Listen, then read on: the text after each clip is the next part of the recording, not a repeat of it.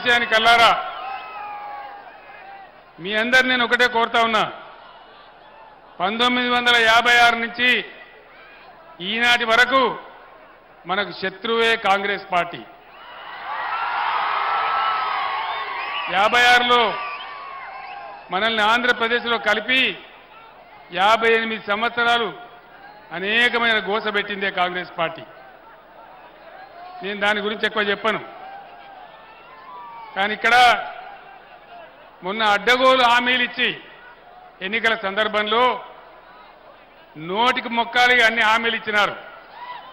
420 హామీలు ఇచ్చి చక్కగా ఉన్న తెలంగాణలో ఉడుముల్లాగా వచ్చి మనకి అవస్థలు తెచ్చిపెడతా ఉన్నారు.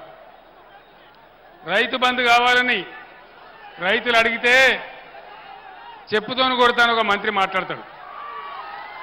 నేను చెప్పిన మంత్రి గారు,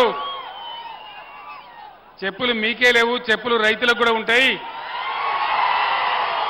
వాళ్ళ చెప్పులు చాలా బందోబస్తుగా ఉంటాయని నేను చెప్పిన. బీఆర్ఎస్ పరిపాలనలో బీఆర్ఎస్ 10 ఏళ్ల అధికారంలో ఉంటే తెలంగాణ రాష్ట్రంలో 18 పంటలకు ఏమాత్రం వెనక ముందు కాకుండా బ్రహ్మాండంగా సాగర్ ఆయకట్టంతా నీళ్ళిచ్చి పంటలు పండించినాం, బంగారు పంటలు పండించినాం. ఈరోజు ఏమైంది?